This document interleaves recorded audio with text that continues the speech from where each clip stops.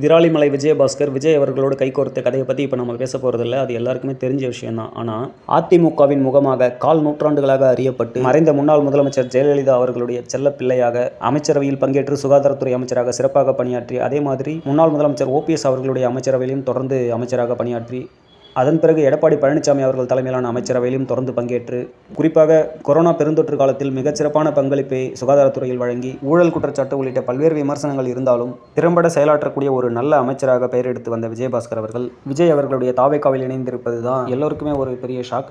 அதிமுகவில் இருந்து பெரும்பாலானவர்கள் தாவேக்காவில் இணைந்தாலும் கூட 50 வயதை கடந்துவிட்ட நான் கிட்டத்தட்ட கால் நூற்றாண்டுகளாக அதிமுகவில் பயணித்துக் கொண்டிருக்கிறேன் அப்படின்னு சமீபத்தில் விஜயபாஸ்கர் அவர்கள் சொன்னார். இப்படிப்பட்ட சூழலில் மக்கள் தீர்ப்பை புறக்கணித்து விட்டு, அதாவது MLA பதவியை ராஜினாமா பண்ணிட்டு தாவேக்காவில் சேர வேண்டிய அவசியம் என்ன அப்படிங்கிறது சாதாரணமாகவே எல்லாருக்கும் எழக்கூடிய ஒரு கேள்விதான். அதிமுகவினுடைய தலைமை சரியில்லை, தொடர் தோல்வி அப்படின்னு நிறைய காரணங்கள் சொன்னாலும் கூட, அதெல்லாம் உண்மையாகவே இருந்தாலும் கூட, இடைத்தேர்தலில் வெற்றி பெற்று மீண்டும் அமைச்சராக வேண்டும் என்கிற பதவி ஆசை தான் அவருக்கு இருக்கிறது அப்படிங்கிற மாதிரி தான் பொதுவெளியில் புரிந்து கொள்ளப்படும். இதனுடைய விளைவு மக்கள் மத்தியில் விஜயபாஸ்கர் அவர்களுக்கு என்னவாக இருக்க வாய்ப்பு இருக்கும் அப்படின்னா, உங்களுக்கு பதவி தான் முக்கியம் அப்படின்னா கடந்த 5 ஆண்டுகளாக ஆட்சியில் இருந்த திமுக பக்கம் போயிருக்கணும். அப்படி இல்லைனா குறைந்தபட்ச நம்பகத்தன்மையோடு கூடிய அரசியல் பயணம் தான் முக்கியம் அப்படின்னா 2011 2021 வரைக்கும் 10 ஆண்டுகள் திமுக காத்திருந்த மாதிரி அடுத்த தேர்தல் வரை காத்திருந்து தேர்தலில் வெற்றி பெற்று அதிகாரத்துக்கு வரதுக்கு முயற்சி பண்ணியிருக்கணும். ஆனால் கொள்கை, கோட்பாடு, தொலைநோக்கு திட்டங்கள் எதுவுமே இல்லாமல் சினிமா மோகத்தில் கிடைத்த வாக்குகளை பெற்று CM ஆன விஜய் அவர்களோடு கைகோத்திருப்பது 25 ஆண்டுகால அரசியல் அனுபவத்தையே கேள்விக்குறியாக்கக்கூடிய வகையில் அரசியல் முதிர்ச்சியற்ற ஒரு நிலைப்பாடு அப்படின்னு தான் நினைக்க தோணுது.